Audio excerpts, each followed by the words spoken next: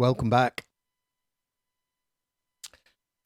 So today what I want to do is I'm going to cover a topic which I've touched upon, but haven't really gone in depth with.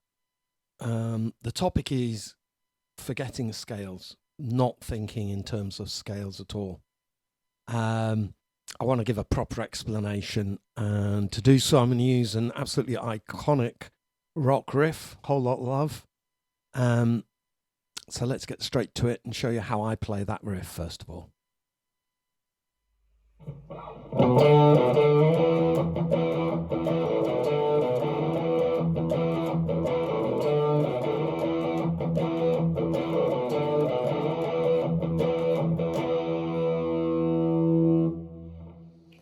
Okay, so we're starting on the 7th fret with my ring finger, 7th fret of the 6th string with that B note. We're going to a D note on the 5th string at the 5th fret. So, and then I'm sliding up to the 7th fret of the 5th string, forming a power chord. And if you strum every single note on that chord, all 6 strings, they're either E or B. Okay. There's only 3 different notes we're using: B, D, and E.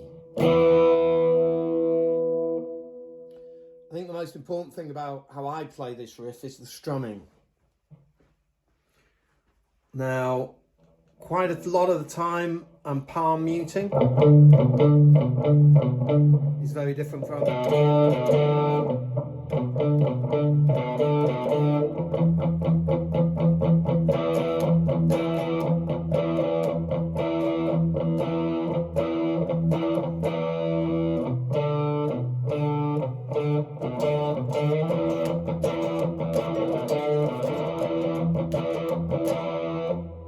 So, whereas most of the time I'm saying to people after every downstroke up, after every up, a down, this is one of the rare times where I'm actually not following that rule of thumb. So I'm going to play it very slowly so you can see I'm going.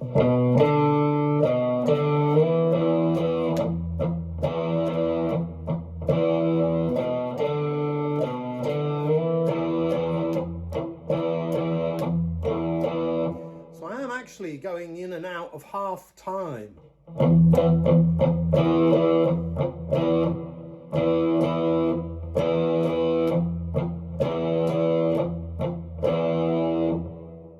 That's all I'm going to say about that. Down, up, down, down, down, up, down, down, down, up is the thing to practice.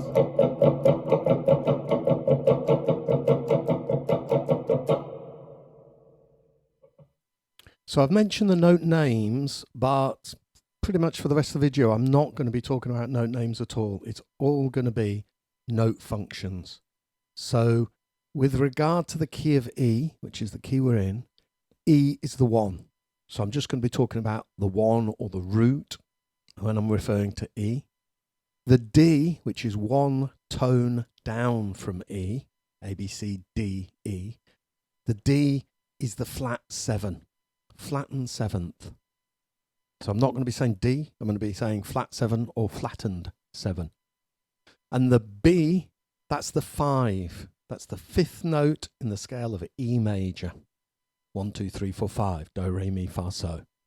So our 3 notes are root, 5 and flat 7. So let's locate where they are. And I'm just going to be looking today at playing round about sort of 12th, 14th, 17th, you know, round about that area of the neck, rather than the entire neck, just to give you a flavour. Not just a flavour, I want you to fully understand this approach, which isn't about scales at all. So let's get on to the playing.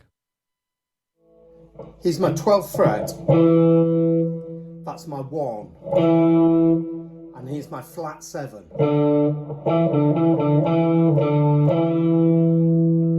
That's on the 6th string. On my 5th string,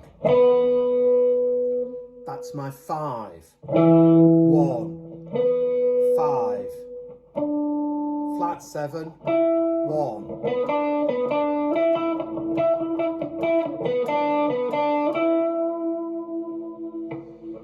my third string. So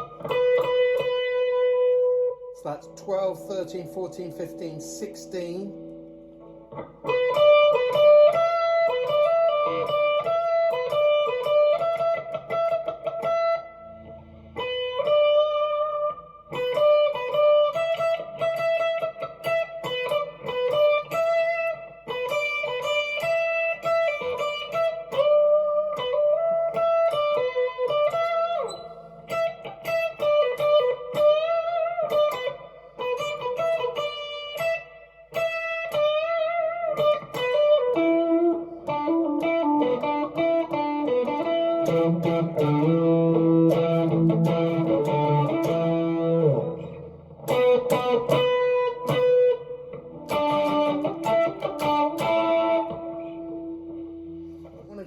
What I'm suggesting you do is get those notes under your fingers as I have then, so you know 1, flat 7, 5, flat 7, 1, flat 7. Sorry, that's a 5, 5, 5, flat 7, 1, 1, flat 7. You need to know where these notes are. Not what names they are, you need to know the functions though. We've identified which notes are in the riff. We've identified what their functions are, 1, 5 and flat 7. And we've identified where all those 1, 5s and flat 7s are within the area of neck that we're going to do this exploration. Now the next step, I can't properly tell you exactly how to do, because the next step is to synthesize these notes into what you already know, and I don't know what you already know, kind of obviously. What I am going to do is give you an example of what I mean using the scale that it seems is the most popular and known scale in the Western world, and that's the minor pentatonic. So let's go ahead and do that.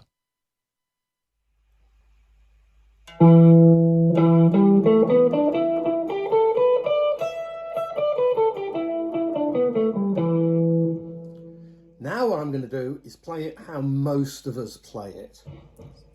Starting with my ring finger for the root note, playing my flat 3 on the 5th string instead of the 6th string. I'm going to do that pattern pretty much again, going up on my 3rd string. This sort of extension box.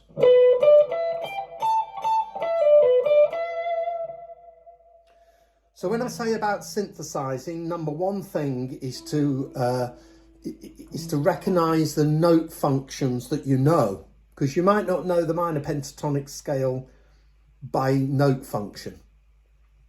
So we have our 1, we have our flat 3, we have a 4, we have a 5, we have a flat 7, and then a root again, flat 3, 4, 5, flat 7, root, flat 3, 4, 5. So synthesizing is combining different things, and I don't know if it's quite the correct term to use, but it's what sprang to my mind and made sense. When I look at the minor pentatonic scale and synthesize with the notes that are in this riff, I can see that the notes in this riff, the 1, the 5 and the flat 7, are in my minor pentatonic scale. I can see the minor pentatonic scale has got an additional 2 notes, the flat 3 and the 4. Now we're going to move into a bit where it's going to require you to know all the notes by functions. The point I want to make before I go through that material, I just want to make the point that when you know the minor pentatonic scale, every note in music is within 1 fret of one of the notes. Every note. So just be aware of that. What you're looking to do ultimately is go, oh, I'm playing my minor pentatonic scale. I think I want to put a major 3rd in. And in order to do so, you need to know which one of those notes of the minor pentatonic is the flat 3. And you need to know that the major third is one semitone, one fret up from that flat 3. You need to know that the 2 is one fret lower than your flat 3. You need to know that your flat 2 is one fret higher than your root. So let's go and get that information sorted. Okay, so here we go. Note functions. I'm going to take this approach. I'm going to 1, 2. This is the major scale. Do, re, mi, fa. I'm not leaving a gap between 3 and 4. I'm not leaving a gap between 7 and 8. Here we have a flat 7.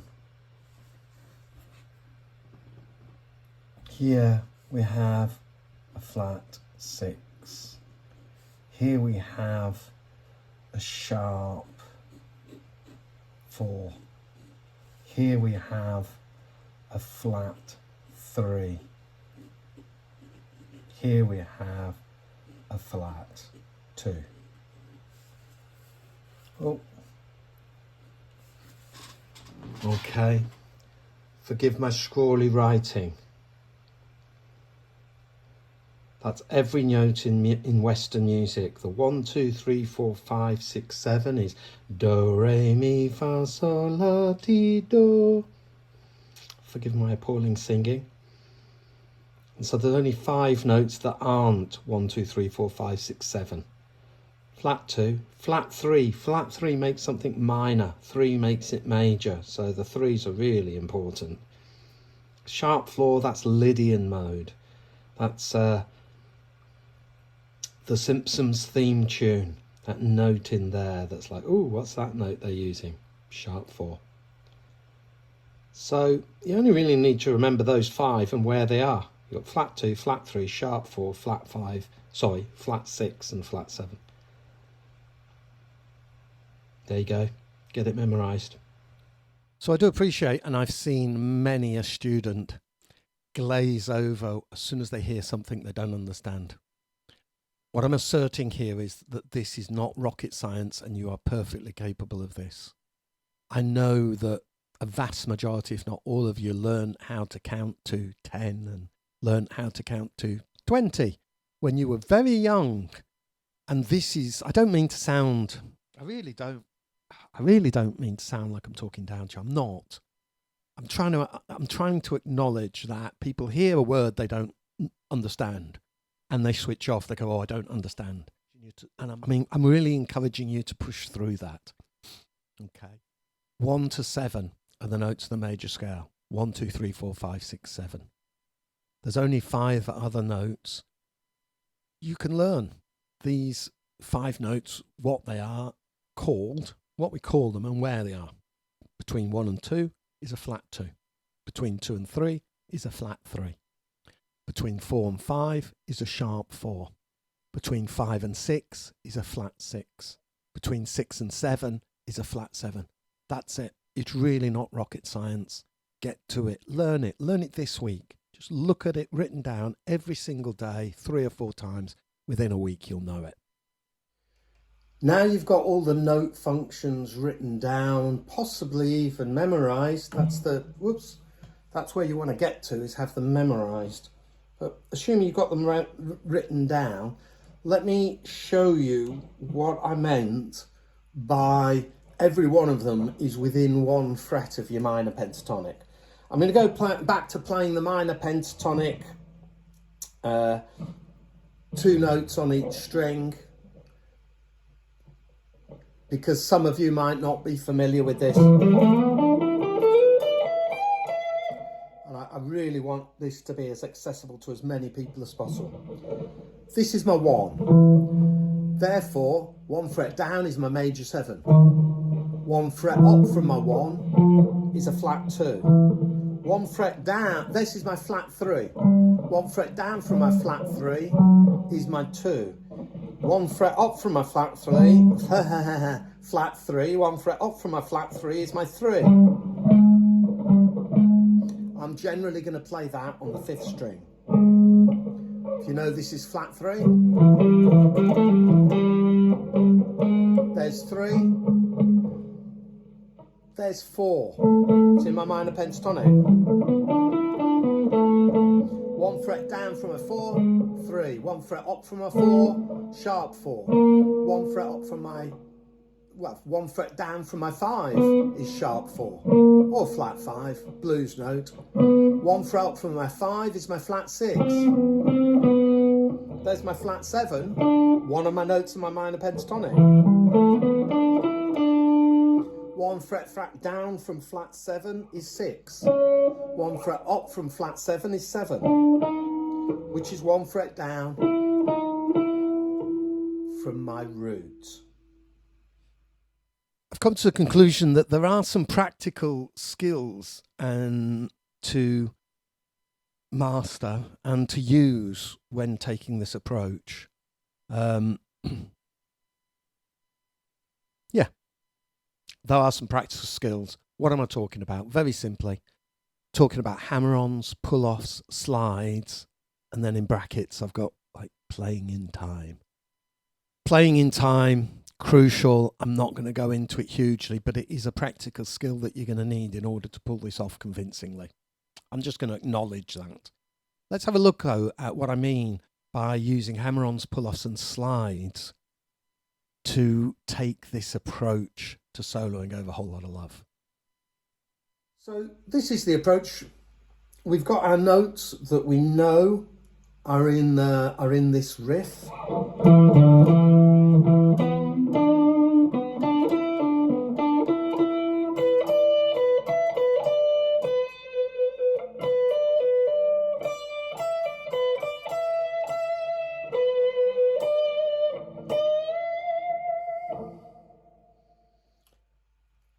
I know that the 5 is there. And I decide that what I'm going to do is explore this note here.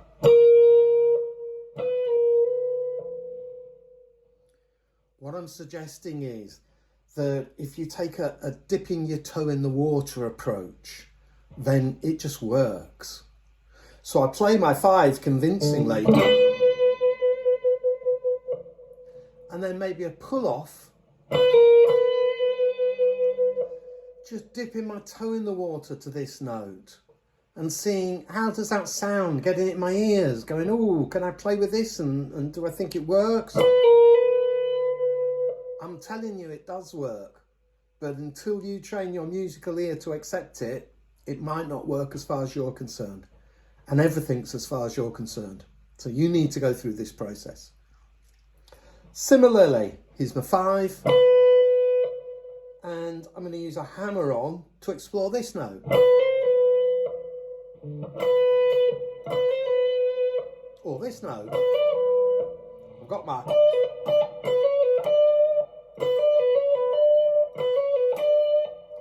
So you see, I'm using hammer-ons and pull-offs. I'm focusing primarily on notes that I know are in the riff. They're in the riff, so I know they're going to work all the time. I can stay. They're going to be very settled and stable. They're not going to create any tension at all.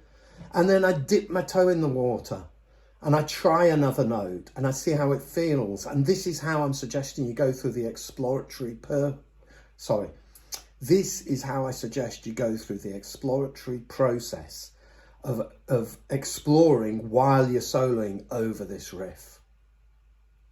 One thing which I would say is an absolute top tip for every one of you. It's something that would make every single one of my students a better player instantly.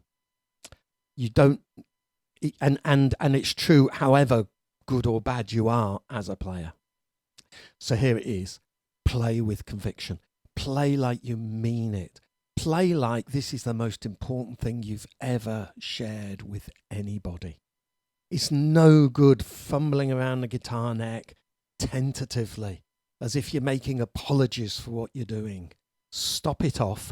Play with conviction. There you go. Top tip. So leading out of this video, I'll do some playing, trying to give you an example of exploring. I'm just going to say, I'll go for everything except for the 7. I do throw the 7 in occasionally. I'm encouraging you to avoid it. It's right slap bang in the middle of 2 notes that are in our riff, our root and our flat 7. It will create the most tension of any notes. I'm not saying you shouldn't go there. I'm saying I'm not going to in my example.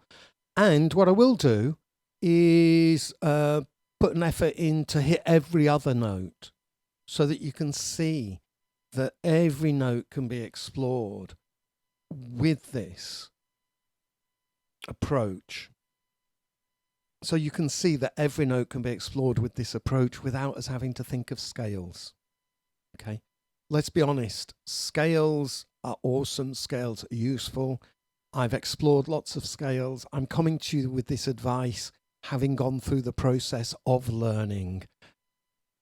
Well, let's just have a little think about, like, if you wanted to take the scales approach, you're going to be, just to rattle them off on the fingers of my hands, you're going to need to go Mixolydian and minor pentatonic and Aeolian mode and Mixolydian flat 6 and Phrygian dominant and Dorian sharp 4 and Aeolian mode and Phrygian mode, and I'm sure there's 1 or 2 I haven't mentioned. When I thought about it briefly earlier, there was 10 scales. You think 10 scales, that's 10 boxes. I'm suggesting this is easier than learning 10 boxes. I'm also suggesting when you learn 10 boxes, that's just in one position on the neck.